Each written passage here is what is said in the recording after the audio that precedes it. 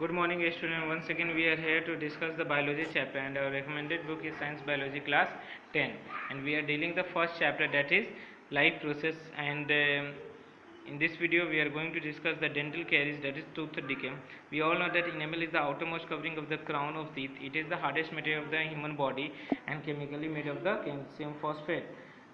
तो student enamel एक outer most covering है हमारे दांत का, जो जिसको क्राउन कहते हैं। ये हमारे बॉडी का, ह्यूमन बॉडी का सबसे हार्डेस्ट मटेरियल है और ये केमिकली कैसे का बना होता है, कैल्शियम फॉस्फेट का। डेंटाइन एक सेकेंड पार्ट है जो इसके बिलो रहता है and which is similar to bone. It surround the pulp cavity. ये पल्प कैविटी के चारों तरफ रहता है। Contain gelatinous pulp with blood capillaries, lymph capillaries, nerve fibres. Dental caries is the most common disease of the dental tissue.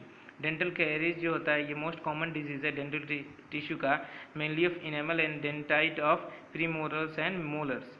It is more common in those children and adult person. ये ज़्यादातर common रहता है children और adult persons में। Whose diet are rich in carbohydrate, जिनका diets में ज़्यादा carbohydrates है, स्पेशली चॉकलेट्स है एंड स्वीट्स है, which need less chewing and generally stick to the teeth, जिसमें चबाना कम पड़ता है और ये दांतों में जाके चिपक जाता है। कॉजेटिव एजेंट क्या? It is the causative of acidogenic acid producing bacteria of mouth streptococcus mutans in the presence of high proportion of sugar. The bacteria cause anaerobic decomposition of sugar. ये एनारोबिक डिकम्पोजिशन करता है sugar का into organic acids में। जो speed है dental caries का increase due to improper dental care. Symptoms क्या है? Dental caries is characterized by gradual softening of enamel. Enamel softening हो जाता है, नाजुक हो जाए, dentine due to decalcification. Before this the masses of bacteria cells and food particles stick to the teeth. जो masses है, सेल्स है, food bacteria का पार्टिकल्स का, वो स्टिक हो जाता है दांतों के ऊपर and form dental plague to cover the teeth, so the saliva cannot reach the neutralize the acid formed by the bacteria। इस तरह से सलीवा वो एसिड जो प्रोड्यूस होता है बैक्टीरिया के द्वारा उसको न्यूट्रलाइज नहीं कर पाता। Finally it rest to the appearance of cavities. ये दांतों में सड़न करने लगती है and teeth leading to inflammation and necrosis of pulp called pulpitis। If these cavities are not cleaned and filled by a dentist, the bacteria may reach the pulp cavity and cause the inflammation leading to severe tooth। Prevention क्या होता है? Avoid sugar rich in eatables, regular brushing of teeth after meals with an appropriate toothpaste which contains bases to neutralize the acids formed। It also removes the dental plaque। vigorous chewing of fibrous food, ज़्यादा ज़्यादा खाना चबाया खाना चाहिए। consumption of water containing 1 ppm parts per million of fluoride reduces the rate of tooth decay in the children। clearing of food particles from between the teeth by dental floss। अब respiration क्या है students? Respiration are of two types, aerobic and anaerobic respiration.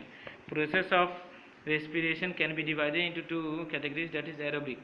aerobic क्या है? it occurs with the help of oxygen। वो oxygen के जो presence में respiration होता है उसे aerobic बोलते हैं। and in here it is the responsible for the complete breakdown of hexose into CO2 and H2O, that is 6 H12O6 plus 6 O2 gives 6 CO2 plus 6 H2O plus 686 KCl। Anaerobic respiration क्या है? Incomplete breakdown of substrate in the absence of oxygen. इसमें जो incomplete आधा अधूरा जो खाना का टूटना होता है वो भी ऑक्सीजन के एब्सेंस में, इसको हम लोग एनारोबिक रेस्पिरेशन बोलते हैं। इसको हम लोग C6H12O6 फॉर्म करता है 2C2H2OH plus 2CO2 plus 56 KCl। Fermentation क्या है? Anaerobic respiration when respiration takes place in the absence of oxygen.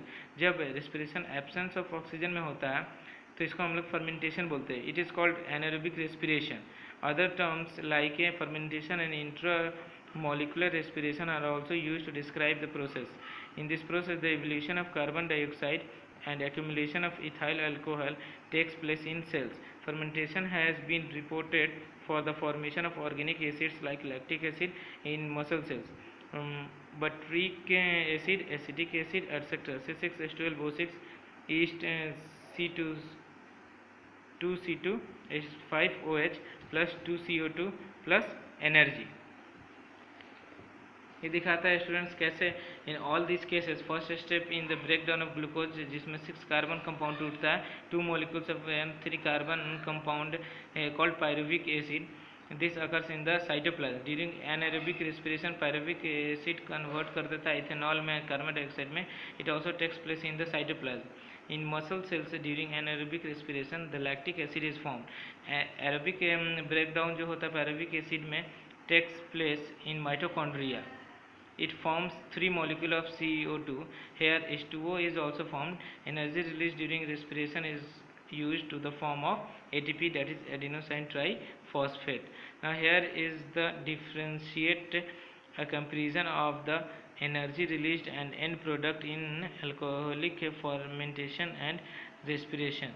या एरोबिक रेस्पिरेशन वहाँ फर्मेंटेशन दिखाता है, यहाँ साइटोप्लाज्म में और यहाँ माइटोकॉन्ड्रिया में दिखाता है स्टूडेंट ग्लूकोज किस तरह से पायरुविक एसिड में टूटता है द प्रेजेंस ऑफ ऑक्सीजन. फिर अगेन कार्बन डाइऑक्साइड वाटर और 38 ATP में. No oxygen is required but here no oxygen required और नो ऑक्सीजन रिक्वायर्ड अगेन यहाँ पे ग्लूकोज पायरुविक एसिड में carbon dioxide alcohol plus 2 ATP में. ये होता है फर्मेंटेशन, इसको बोलते हैं. एडेनोसाइन ट्राइफॉस्फेट है, ये एक लिविंग सेल कैप्चर है store and transport energy in a chemical term called ATP. Adenosine triphosphate. ATP was discovered in the extract of mussels by Karl Lohmann in Germany, C. Fiske, Y. Savero in United States in 1929. In 1941, Fritz J. Lippmann, father of ATP cycle, gave the unifying concept that ATP is primary and universal carrier energy. Here difference is given in the detail between the aerobic and anaerobic. ये frequency के level पे देता है. It is the most common method respiration, ये rare occurrence है. ऑक्सीजन यहाँ पे बोलता है कि takes place in the presence of oxygen, ये विदाउट ऑक्सीजन. यहाँ ड्यूरेशन दिखाता है कि थ्रू आउट द ऑर्गेनिज्म में लाइफ होता है, ये अकर्स फॉर शॉर्टर पीरियड. यह एनर्जी बहुत ज़्यादा आता है, यहाँ पे एनर्जी कंपेरेटिवली उससे कम ही रहता है. यहाँ पे दिखाता है साइट, ये कहाँ पे होता है. It is completed in cytoplasm and mitochondria. It is सिर्फ साइटोप्लाज्म में कंप्लीट होता है. ऑक्सीडेशन क्या है? It completely oxidizes the hexose to CO2 and H2O. It is a process of incomplete oxidation to give rise to CO2 and C2H5OH. अब यहाँ दिखाता है toxicity. The process does not cause any harm to the plant. यहाँ दिखाता है कि it is toxic to plant. यहाँ फिर देता है photosynthesis और respiration में difference क्या है. Site है, time, energy सबके लेवल पे दिखाता है कि it is the part in the green cells of plants. ये देता है कि it takes place in the living beings. It occurs during day time. ये दिखाता है कि throughout the life of an organism ये स्टोर्ड रहता है एनर्जी, इसमें रिलीज होता है. CO2 और H2O का दिखाता है कि यहाँ यूज होता है, यहाँ रिलीज होता है. फूड एंड ऑक्सीजन यहाँ प्रोड्यूस्ड होता है, यहाँ कंज्यूम यानी यूज्ड अप होता है. ड्राई वेट यहाँ इंक्रीज होता है, यहाँ डिक्रीज होता है. यहाँ मेटाबॉलिज्म एंड एनाबॉलिक यानी बिल्डिंग अप प्रोसेस होता है, यहाँ कैटाबॉलिक होता है, ब्रेकिंग डाउन प्रोसेस होता है. Now exchange of gases in animals. Now most of the animals are aerobes. हम लोग जानते हैं कि ज़्यादातर एनिमल्स एरोब्स होते हैं, except a few animals that is intestinal parasites like tapeworm, taenia and roundworm, scabies. Different animals have different modes of respiration, that is respiratory organ of different animals, that is animal or respiratory surface organ. यदि प्रोटोजन like amoeba, sponges and coelentrates, annelids and most of amphibians ये animals हो गए. ये respiratory इनका organ देता है. Diffusion through cell membrane या body surface होता है. इन जानवरों में एनेलिड्स में होता है. केटेनियस स्किन यानी प्रॉन्स, मसल्स एंड फिशेस में होता है. ब्रांचियल गिल्स रेस्पिरेशन रहता है. इंसेक्ट और सेंटीपीड्स में क्या होता है? Tracheal respiration. Reptiles, birds and mammals में होता है प्लूमनरी लंग्स रेस्पिरेशन. स्पाइडर्स और स्कॉर्पियंस में होता है book lungs respiration. Students, now our next topic is exchange of gases in the lower organism. So here lower organism it means the like amoeba और some protozoans like paramecium, amoeba, etc., sponges, cycone, colintrates, hydra. There are no specific special structure for respiration. We all know that this is a unicellular organism, and in these animal groups, every cell of the body is direct contact with the water.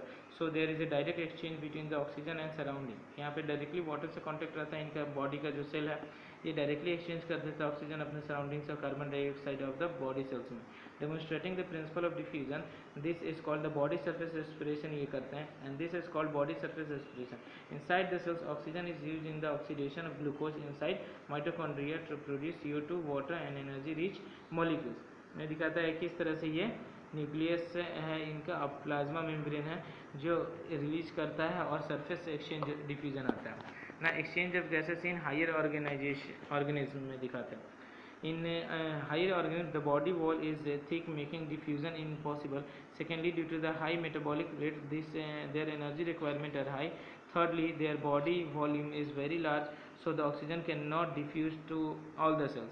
So these animals have a special respiratory systems, that is organs, for the exchange of gases. These animals also have the blood vascular system to transport oxygen and carbon dioxide between the respiratory organ and the body cells.